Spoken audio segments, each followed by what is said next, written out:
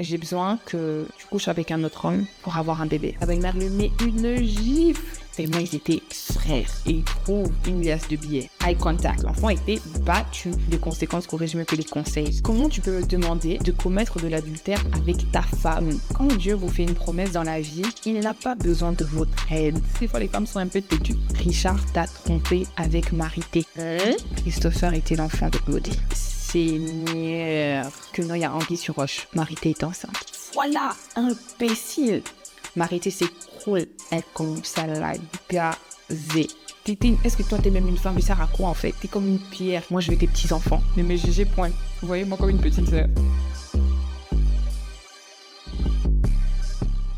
Bonjour à tous et bienvenue sur ma chaîne It's Just Kiki. Aujourd'hui, je te retrouve avec une nouvelle vidéo qui va être une story time. Alors oui les gars, ce mois-ci vous êtes grave gâtés parce que vous êtes en train de me gâter en retour. Ça fait quelques jours qu'on a passé la barre des 5000 abonnés et les gars, franchement, quelle victoire en fait. C'est dans ce genre de moment que je réalise que ça fait maintenant 4 ans que je suis sur YouTube et franchement, savoir qu'il y a 1, 2, 3, 4 jusqu'à 5000 personnes qui sont abonnées à moi, franchement, ça peut être peu pour certains, mais pour moi, c'est énorme. Alors, pour vous remercier, j'ai décidé de vous faire une autre story time.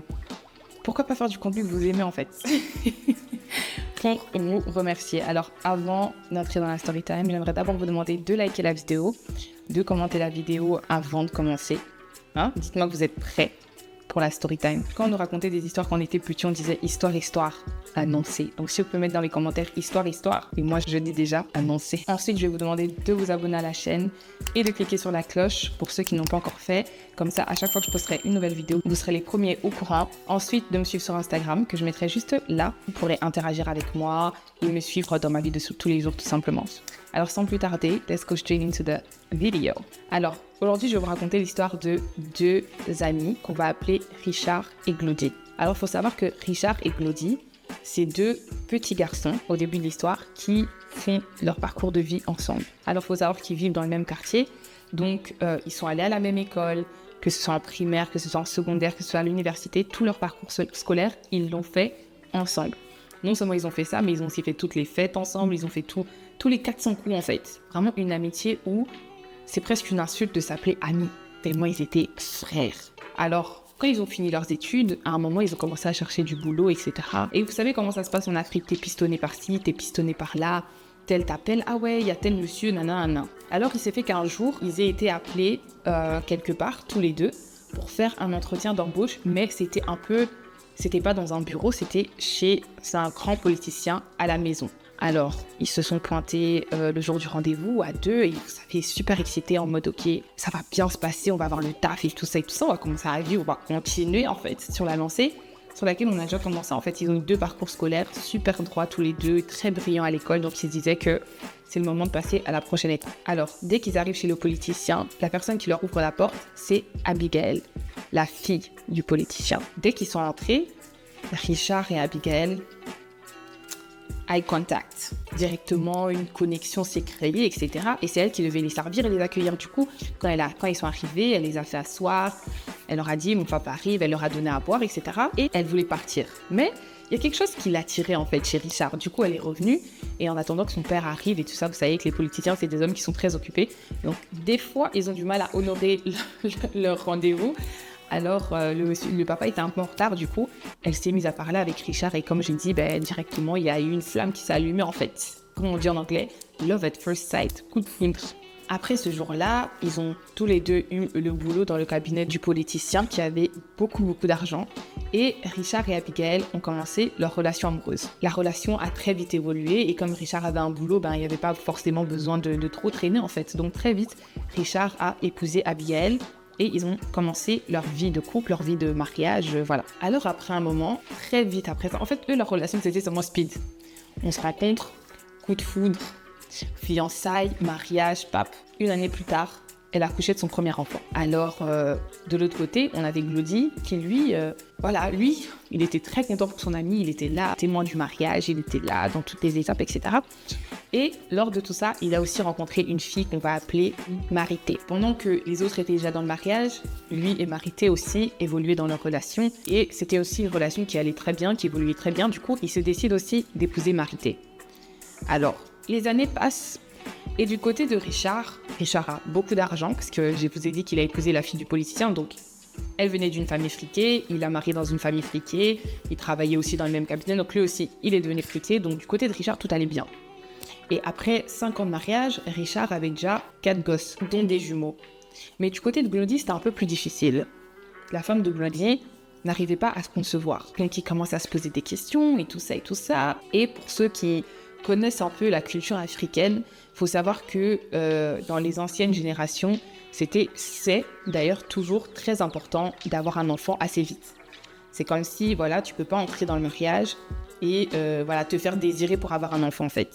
Et du coup, elle recevait énormément de pression de tout son entourage, que ce soit sa famille à elle ou la famille de son homme, pour avoir un enfant. Alors un jour, Richard et Glody se rencontrent et Richard lui dit « Non, mais bro, comment ça va ?» et tout ça, donne-moi des nouvelles, parce que forcément, ils étaient toujours aussi proches qu'avant, mais vous savez, plus tu grandis, plus les amitiés deviennent différentes, etc. Donc vous ne pouvez plus vous voir comme vous vous voyez avant, mais même si on se parle pas tous les jours, même si on se voit pas tous les jours, la relation reste la même en fait. Et du coup, un jour, ils se sont captés et tout, et ils se demandaient les nouvelles des uns des autres, des enfants, la famille, la femme, tout ça. Et c'est là que Glody s'ouvre à Richard et Glody lui dit « Écoute, moi de mon côté, ça va pas et tout, toi-même tu vois, ça fait maintenant 4 ans de mariage et Marité n'est toujours pas tombée enceinte, je commence à m'inquiéter et elle reçoit beaucoup de pression, ça me fait mal, etc. » Richard lui dit « Écoute, tout problème a une solution. Moi, je propose que vous alliez à l'hôpital. S'il faut, je vais payer pour que vous alliez dans le meilleur des hôpitaux et que vous receviez les soins nécessaires ou encore qu'on puisse vous dire c'est quoi le problème en fait. » Chose dite, chose faite. Quelques jours plus tard, ils prennent rendez-vous et Glody et Marité vont voir un médecin. Les jours suivants, vous savez, l'attente. Après avoir fait de tels tests, c'était terrible. Et quelques jours plus tard, le verdict est tombé et en fait, la personne qui avait le problème, c'était Glody. Contrairement à toutes les croyances, parce que, encore une fois, dans beaucoup de cultures africaines, on a tendance à immédiatement blâmer la femme. Et là, boum. Je pense que même Glody, intérieurement, s'était dit que, voilà, ça allait être la faute de Marité ou qu'il y avait un problème avec Marité, mais en fait, c'était lui qui n'arrivait pas, en fait, à enceinter Marité. Il a pris un gros coup dans son ego, dans sa masculinité, enfin, de tous les côtés, en fait. Il a commencé à vraiment se sentir mal. Un jour, sa mère à lui décide de venir à la maison pour les visiter. Alors, Marité était super contente, elle rentre à la maison, elle voit sa belle-mère, elle court dans les bras de sa belle-mère, et sa belle-mère lui met une gifle. Marité s'écroule. Et sa belle-mère commence à l'insulter en mode est-ce que toi t'es même une femme en fait, t'es comme une pierre, tu sers à quoi en fait? Tu veux me faire des câlins. Tu veux me faire des câlins pour quoi? Moi je veux tes petits-enfants. Quelle humiliation! Elle commence à la gazer. Donc déjà, Marité, la gifle, elle était tellement forte que Marité est tombée par terre. Pouf. Genre au-delà de ça, sa belle-mère continuait de l'insulter. Du coup, c'est comme si elle continuait à lui mettre des coups en fait, même si c'était pas physique. Son mari rentre des heures plus tard. Et Marité est toujours dans un coin et la mère, elle n'a pas arrêté. Hein. La mère, elle a balancé des insultes. Et d'ailleurs, quand son fils est revenu, elle a redoublé d'efforts. Du coup, là, elle a commencé « Ouais, mon fils, moi, je t'ai trouvé une femme et tout, au lieu de ce truc-là que t'as épousé qui sert à rien, blablabla. » Et donc, Glody qui dit à sa mère « Déjà, tu te calmes. Et si t'es chez moi, t'es chez elle, tu vas pas parler à ma femme sur ce ton et tout. Franchement, ramasse tes histoires et tu te casses, en fait. Tu quittes ma maison. » Sa mère prend ses clics et ses claques et elle décide de partir. Et dans tout ça, faut comprendre que Marité, elle a voulu protéger son mari parce que Marité, elle aurait pu dire « En fait, toi, tu me cries dessus. » J'en connais beaucoup qui aurait dit à la mère, toi tu me cries dessus, c'est toi ton fils qui a le problème. Mais femme sage qu'elle était, elle a voulu protéger son mari, du coup elle n'a rien dit et elle a juste encaissé tous les coups et toutes les insultes. Par la suite, la belle-mère est partie et tout, et ils sont restés à la maison dans une ambiance, j'ai pas envie de dire une ambiance glaciale, mais il y avait une forte tension dans la maison en fait. Quelques heures plus tard, ils étaient au lit et Glody dit à Marité, j'ai besoin que tu me rendes un service. Et Marité qui dit, ouais dis-moi bébé, dis-moi. Et il dit, j'ai besoin que tu couches avec un autre homme pour avoir un bébé. Elle a dit, mais de quoi tu me parles? Tu veux que je commette de l'adultère? Je ferai jamais ça. Au nom de Jésus. Elle commence à rejeter son idée et tout, dire qu'elle fera jamais ça, elle peut pas le tromper, elle peut pas faire ça. Elle préfère même ne pas avoir d'enfant et tout. Et là, Glody me dit non, mais franchement, j'ai besoin que tu fasses ça parce que là, regarde, tout le monde se moque de nous, que ce soit ma famille, que ce soit ta famille, et tu reçois énormément de pression. Et moi, en tant que ton mari, surtout sachant que c'est moi le problème, j'arrive plus à supporter qu'on te parle sur ce ton en fait. Déjà, lui aussi, il aurait pu dire aux gens que c'était lui le problème. Hein. But What can I say? Alors, il a dit, écoute, pense-y pendant quelques jours et reviens vers moi et dis-moi quoi. Alors, il lui a donné quelques jours pour y réfléchir. Et il faut se dire la vérité. Ce qui est vrai, c'est que elle voulait aussi un enfant. Elle en avait aussi marre qu'on l'insulte, elle en avait aussi marre de tout en fait. Du coup, elle a essayé d'y réfléchir et elle s'était dit qu'en vrai de vrai, elle allait le faire, mais que si il ne remettait pas le sujet sur la table, elle n'allait plus en parler non plus. Et 2-3 jours plus tard, il lui en reparle. Il dit, écoute, je t'ai donné quelques jours pour y réfléchir, etc. Elle a encore essayé de dire non et tout, je pense pas que ce soit une bonne idée, et tout ça et tout ça. Le gars lui a dit, franchement, j'ai besoin que tu fasses ça pour moi. Franchement, comme preuve d'amour envers moi, j'ai besoin que tu fasses ça pour moi. Alors elle dit, mais ok, mais mettons je fais ça. Et un jour, l'autre homme se réveille et dit qu'il veut venir prendre son enfant. Qu'est-ce qu'on va faire? Alors il dit non, alors on doit chercher quelqu'un à qui on fait confiance et à qui on peut confier une telle tâche tout en sachant que cette personne pourra totalement se détacher de l'enfant et c'est quelqu'un qui pourra faire cet acte pour moi. Je pense que déjà vous commencez à voir dans quelle direction va l'histoire. Ils se sont dit qu'ils allaient encore se donner quelques jours pour y réfléchir. 2-3 jours plus tard, il revient vers sa femme et il dit, tu sais, la seule personne à qui je fais confiance à ce niveau et la seule personne qui peut faire ça pour moi, c'est Richard. Donc, elle dit, ton pote? Non, je peux jamais faire ça avec ton pote et tout, nanana. Encore une fois, elle recommence à se chauffer et tout et tout. Il dit, écoute, c'est la seule personne qui pourra faire ça pour nous. Donc moi, je m'en fous de ce que tu penses. Moi, je vais lui parler. Donc, le lendemain, il va voir Richard, il fait asseoir Richard et il présente l'idée à Richard. Obviously, Richard lui dit, mais de quoi tu me parles? Comment tu peux me demander de commettre de l'adultère avec ta femme pour que tu puisses avoir un enfant? Déjà, moi aussi, j'ai une femme, de 1. Et puis de 2, c'est ta femme, frère. Non, mais t'es comme un frère pour moi. Glody lui dit, non, mais t'es comme un frère pour moi. T'es la seule personne à qui je peux demander un tel service. Et franchement, si c'était pas que j'étais au bout du rouleau, j'allais pas te demander en fait. Mais là, il n'y a pas d'autre solution. Je vois pas d'autre issue, etc., etc. Il culpabilise Richard à un niveau. Donc Richard se dit, bon, ok. Et dès que Richard a dit oui, ils ont planifié ça et 2 semaines plus tard, Marité était enceinte. Ils étaient contents, tout le monde était content, ça a fermé la bouche à tout le monde. Les gens maintenant étaient contents pour eux, vous savez, baby shower. Vous savez comment ça se passe, baby shower. Et puis ils ont fait les choses en grand. Hein. Vous voyez, quand t'as pas eu d'enfant pendant, je sais pas, une période prolongée, 5 ans comme ça et tout, ils se sont dit, ah, notre premier enfant et tout, ils ont fait des fêtes, ils ont fait des gender reveal, oh, baby shower, oh, ceci, cela. Et en plus, il fallait que l'enfant soit un fils. Donc, un héritier du trône. Alors, elle donne naissance à leur fils qu'on va appeler Christopher. Christopher, c'est un petit garçon très calme, très gentil, très doux, mais ça reste un petit garçon. Donc de temps en temps, il fait des bêtises. Et Marité a très vite remarqué que à chaque fois que Christopher faisait une petite bêtise, ça mettait Glody hors de lui. Donc il va tabasser l'enfant à un niveau, genre alors que l'enfant n'a vécu 1 an, 2 ans, petite bêtise comme ça, s'il fait un peu de bruit, ou il casse un jouet, ou il casse un petit truc, la manière dont on va le tabasser, genre Marité se dit mais attends, mais non, faut pas le tabasser, tu vois, c'est un enfant. Et à chaque fois qu'elle essaie de s'interposer, il lui disait et quoi, c'est mon fils aussi, non? Et à chaque fois qu'il parlait du fait que ce soit aussi son fils, elle se sentait obligée de lâcher prise et pour ne pas qu'il se sente comme si elle ne le considérait pas comme le père de l'enfant. Donc encore une fois, c'était du chantage émotionnel en fait, indirect. Du coup, à chaque fois qu'il se passait quelque chose, elle devait penser les blessures de l'enfant. Je ressens que l'enfant était battu. Genre c'était pas qui aime châtie bien. Non, c'était l'enfant était battu, abusé. Et du coup, à chaque fois, elle était là, elle pensait les blessures de l'enfant, Et il faut savoir que dans l'amitié de Richard et Glody, Richard se sentait maintenant mal à l'aise. Du coup, à cause de tout ça, il y a eu des distances qui se sont installées entre eux. Ils étaient toujours amis, ils étaient toujours frères, mais de loin. Donc ils se voyaient de moins en moins, ils parlaient de moins en moins. Il y avait vraiment une distance qui s'était installée entre les deux familles, etc. Et de son côté, Richard, il faisait sa vie avec sa femme et leurs 4 enfants. Et voilà, il ne savait pas vraiment ce qui se passait chez Glody et Marité. Mais ce qui est vrai, c'est qu'ils entendaient des rumeurs. Parce que souvent, l'enfant part à l'école, il a un peu des bleus, etc., etc. Et du coup, il y avait des rumeurs qui disaient, où on entendait que, il a l'air de vraiment battre son enfant avec sa papa, mais Richard savait très bien qu'il ne pouvait pas intervenir parce qu'il savait très bien qu'il y avait un très gros secret derrière la conception de cet enfant. Alors, les années passent, et plus les années passent, plus il devient violent. Donc s'il était violent à 2 ans, dites-vous bien qu'à l'âge de 8-9 ans, il était il battait son fils comme un animal en fait. Et alors un jour, le jour de son anniversaire, il a cassé quelque chose et tout, et il s'est fait battre de fou malade. Et du coup, pendant que Abigail s'occupait de ses plaies, comme elle le faisait d'habitude après, il a demandé à sa maman, « Maman, est-ce que Glody est réellement mon père ?» C'est ça qui sera dans l'intro. C'est cette partie qui va commencer l'intro. Bref, donc elle demande, est-ce que Glody est réellement mon père? Donc, est-ce que papa, du coup, est réellement mon père? Et elle dit, mais bien sûr, c'est quelle question absurde, ça.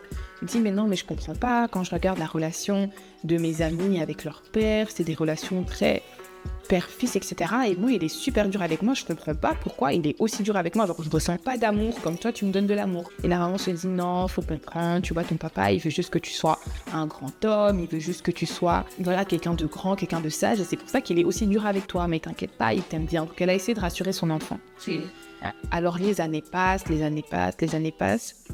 Et arrivé à son 18e anniversaire, Christopher a décidé que, ok, maintenant qu'il a fini ses études, il voulait se lancer dans un business. Alors, il va demander à son père, parce que bon, c'est vrai que j'ai dit au début que Richard avait beaucoup d'argent, mais ça veut pas dire que Glody, de son côté, n'avait pas d'argent. Glody aussi était bien, il n'était peut-être pas aussi riche que Richard, mais il était aussi bien financièrement. Alors, Christopher va demander à son père si son père peut lui donner de quoi commencer un business ou de quoi acheter de la marchandise. Et son père le remballe avec son idée. Toi, t'es quel genre d'un PC? Est-ce que toi, tu peux faire un truc dans ta vie toi-même?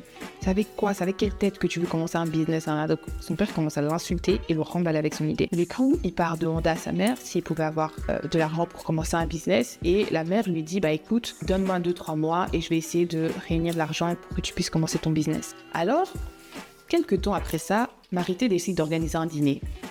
Elle dit à son mari, elle dit à Glody, ouais et tout, tu sais que ça fait longtemps qu'on n'a pas vu Richard et Abigail, en fait, je vais les inviter pour un dîner à la maison et tout, je pense que ce serait chouette qu'on se retrouve à 4 et qu'on passe un peu de temps, comme on le faisait à l'époque et tout ça et tout ça. Lui, il n'était pas très chaud, mais bon, pour ne pas que rendre les choses bizarres, il dit à sa femme, ok, vas-y, fais ce que tu veux.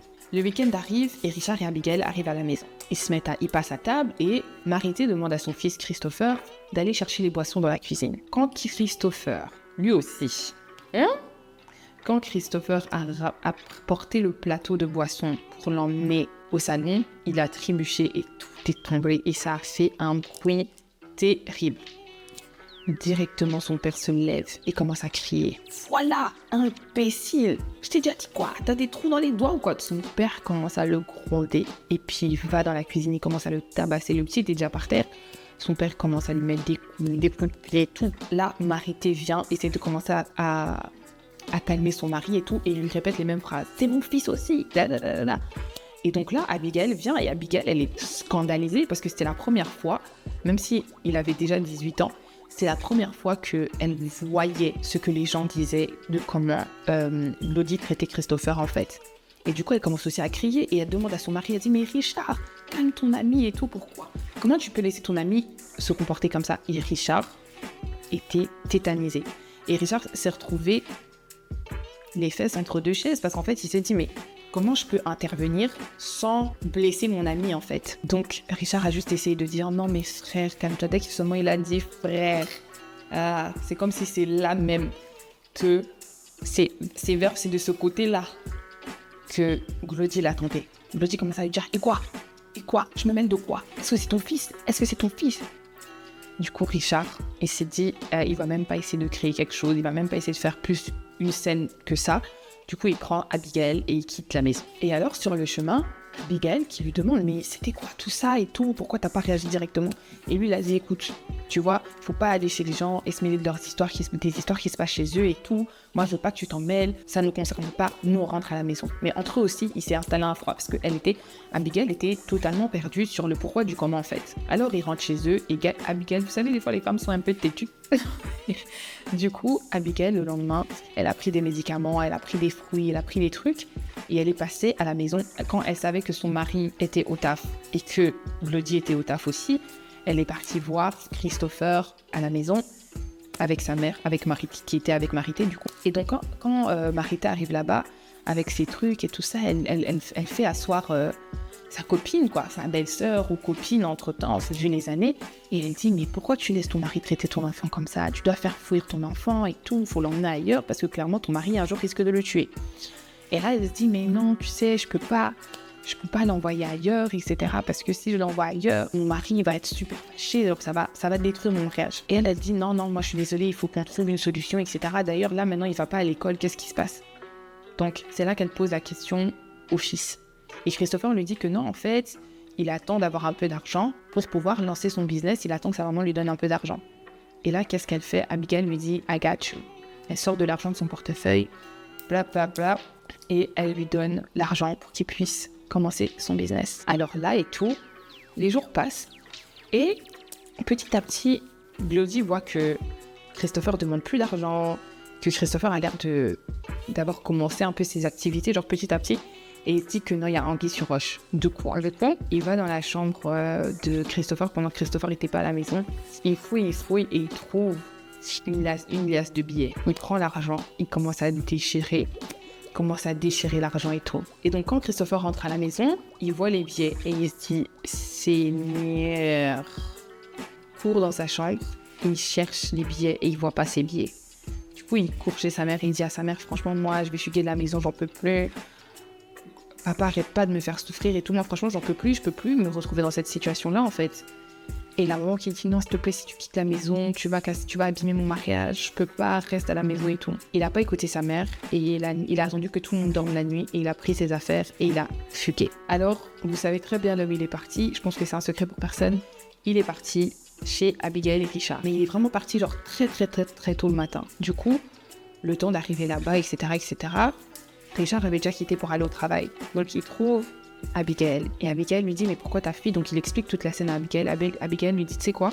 Je vais t'aider, je vais te faire fuir, je vais te donner de l'argent, tu vas aller chez mon frère, il est dans une autre ville et il va te mettre bien, il va te mettre à l'aise et tout. Et là-bas, tu pourras faire ce que tu veux parce que clairement, tu souffres trop et moi, j'aimerais pas avoir une mort sur la conscience. Je parlerai à mon mari tantôt et tout. » Alors, c'est là que Richard rentre à la maison pour manger à midi et qu'il trouve Christopher à la maison.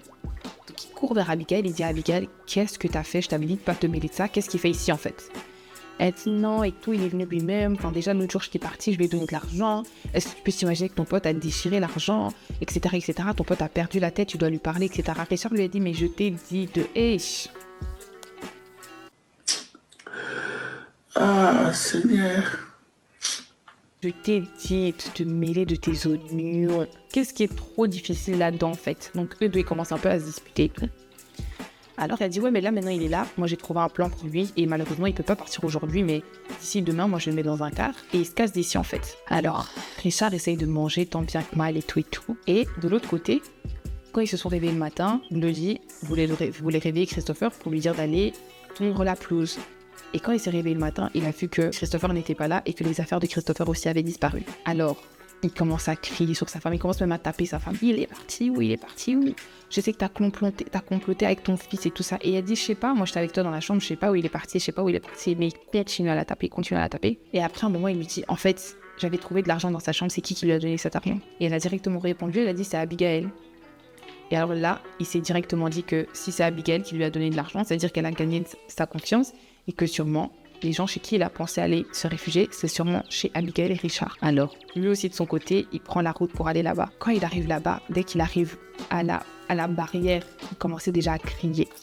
Donc Richard qui dit au servant et tout, mais genre, c'est quoi ce brouhaha dans la parcelle en fait? Et il entend, ouais, Richard sort de là et tout. Du coup, Richard il reste à table et tout, et Abigail va ouvrir la porte. Et dès qu'Abigail ouvre la porte, déjà, Christopher, il a entendu la voix de son père, donc il a couru dans la chambre. Mais il entend la discussion qui a lieu au salon. Et donc là, dès qu'Abigail ouvre la porte, le gars la calcule même pas. Glody la calcule même pas, il continue à crier « Richard, fais sortir mon fils d'ici !» Alors t'as Abigail qui court vers la chambre et elle a dit en tout cas, pour le faire sortir d'ici, en tout cas, tu devras me passer sur le corps.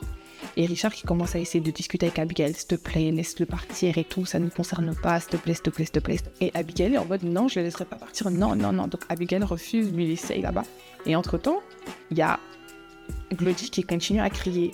Oui, si tu le fais pas sortir dans la prochaine minute, je balance tout à Abigail, je balance tout. Abigail qui se dit mais de quoi il parle et Richard lui dit non, lui calcule pas, fais seulement sortir Christopher. Bref, hyper patience. Et en plus, il était venu avec une machette. Donc, hyper patience et tout. Abigail qui vient, et Abigail, elle dit non, elle va discuter avec lui. Donc, elle crie sur lui et tout. Même, calme-toi, déjà, t'es chez nous ici et tout. D'ailleurs, comment t'oses venir comme ça et faire du bruit chez nous, Il se passe quoi, en fait? Il dit, dis à ton mari de faire sortir Christopher, sinon moi, je balance tout. Richard commence à dire, non, mais arrête. Et c'est là qu'il dit, ah, Christopher n'est toujours pas sorti. Ok, Abigail, Richard t'a trompé avec Marité. Abigail qui dit quoi? Non, c'est une blague. Et ils sont allés jusqu'à avoir un enfant. Et cet enfant, c'est Christopher. Abigail, vous voyez quand on dit son front est tombé, son front, ça bouge tout. Tous ses yeux, ses oreilles, il fallait qu'elle ramasse tout. Elle a dit.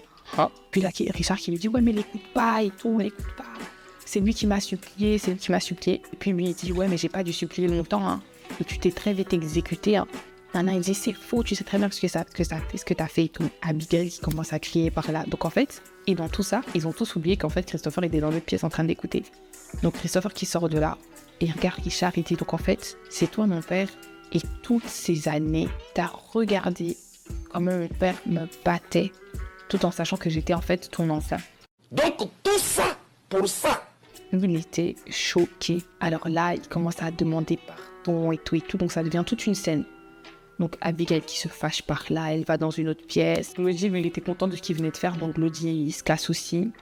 Et du coup, le mariage de Glody et Marité, c'est ce jour-là que leur mariage aussi s'est arrêté en fait. Et alors, Abigail, elle a essayé de pardonner son mari, mais ça a pris du temps. En fait, et Christopher a dû rester chez eux. Comme Abigail a très bien compris que bon, pour tout ça, Christopher, il est innocent. Et Richard a pris le temps de lui expliquer. Enfin, ça a pris du temps, hein. Comme j'ai dit, je suis en train de raconter ça, chap.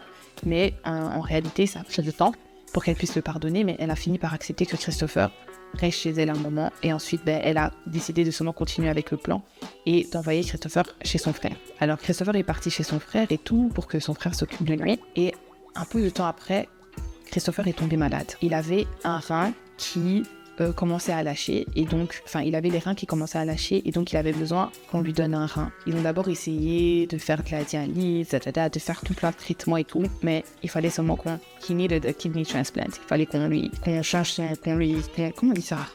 greffe un nouveau rein, je sais pas comment dire ça. Bref, il avait besoin d'un nouveau rein. Et c'est là que il fallait chercher un donor.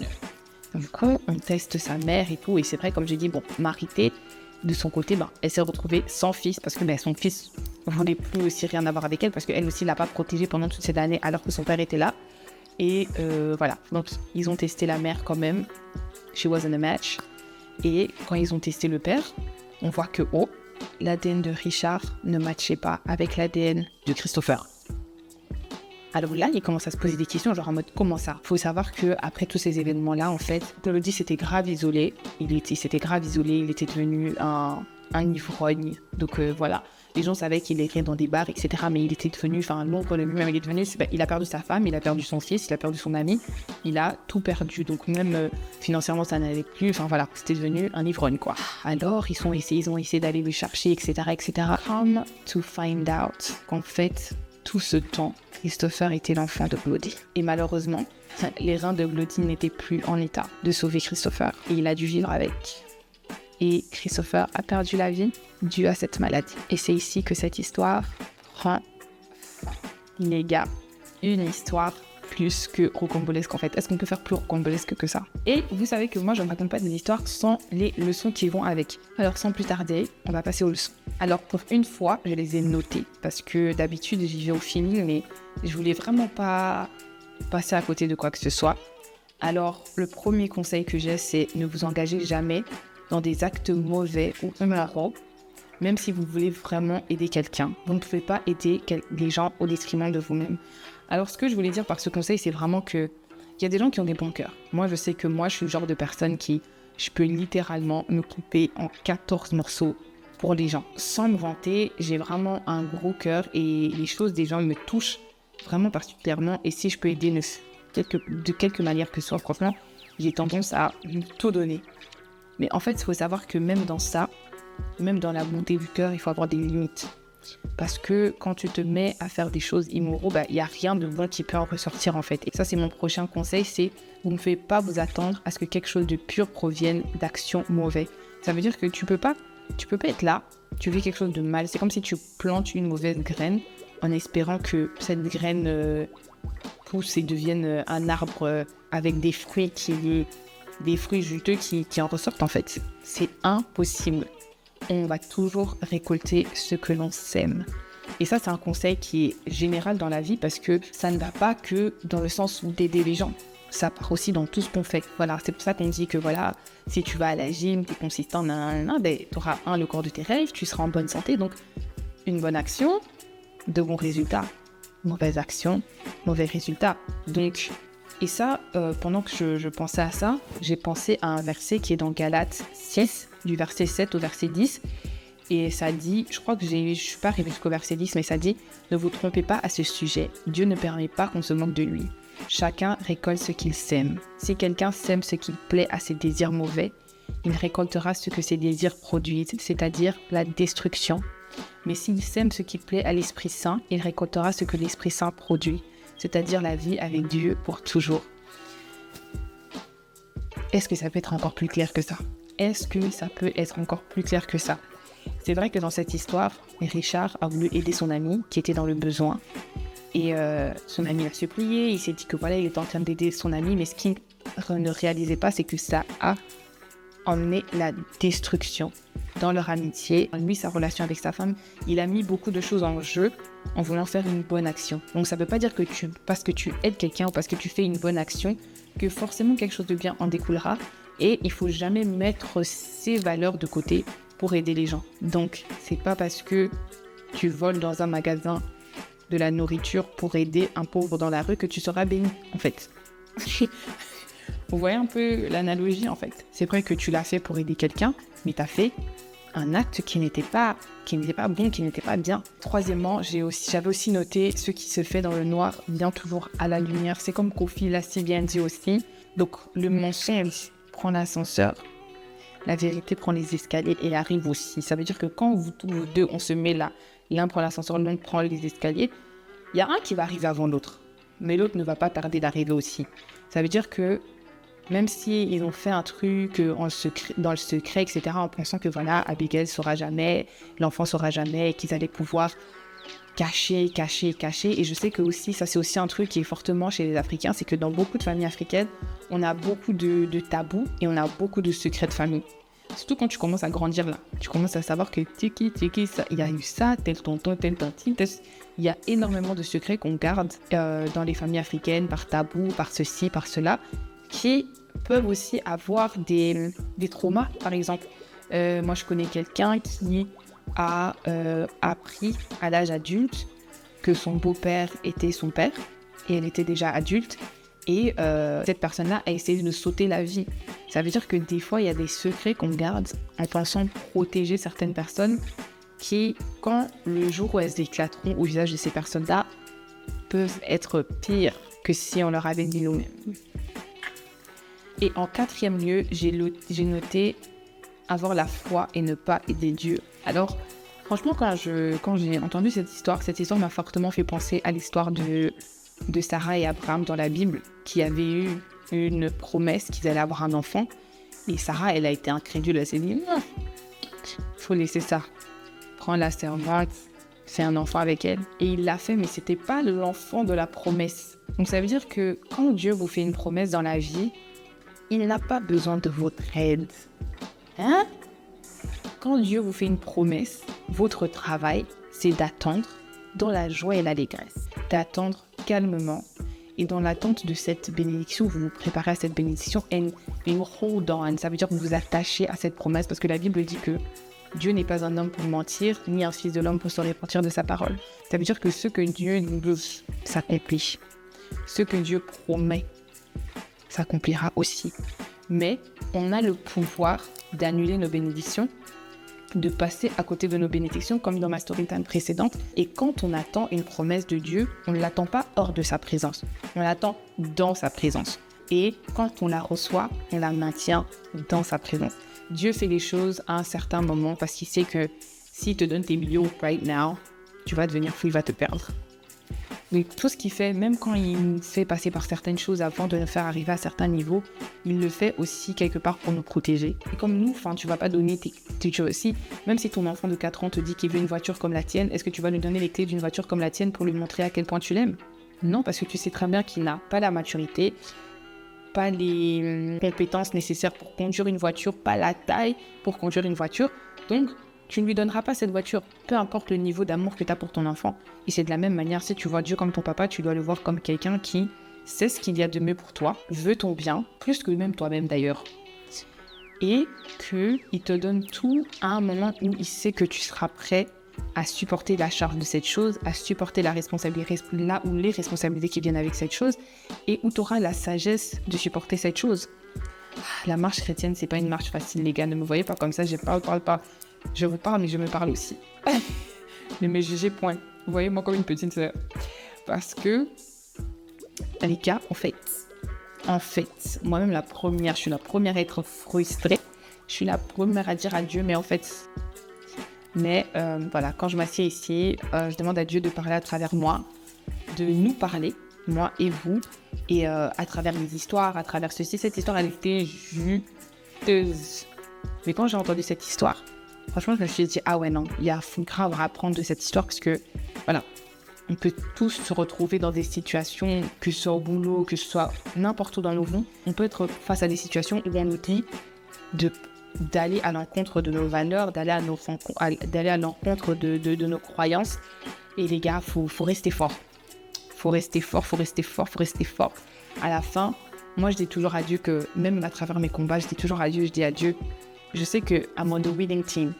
Je sais qu'avec toi, là, je suis du côté des vainqueurs. Peu importe ce qu'il arrive, je sais que si je suis avec toi, c'est que je suis du côté des vainqueurs. Donc, n'allez pas à l'encontre de vos valeurs pour aider les gens, mais aider les gens. C'est important aussi, on vous a pas dit, j'ai pas dit ici d'être selfish, j'ai pas dit d'être égoïste, j'ai pas dit d'ignorer les problèmes des gens. Mais voilà, ne vous retrouvez pas dans la situation où on dit les conséquences corrigent mieux que les conseils. Quand vous tombez sur des gens qui vous donnent des conseils, écoutez. Au lieu de subir les conséquences des conseils que vous n'avez pas écoutés. C'est sur cette note que je vais clôturer cette vidéo. J'espère que vous avez aimé la story time. J'allais dire que je ne peux pas vous promettre que la prochaine vidéo sera une story time. Peut-être une vidéo avec Yasmine. Ça fait un petit moment qu'on n'a pas filmé ensemble. Donc, stay tuned. Et voilà, avant de clôturer la vidéo, je vais d'abord vous demander de liker, de commenter là où les leçons que vous avez pu retenir de cette vidéo, de vous abonner à la chaîne et de cliquer sur la cloche. Et ensuite aussi me suivre sur Instagram que je mettrai juste là. Et voilà, je vous fais des gros bisous et je vous dis à la prochaine.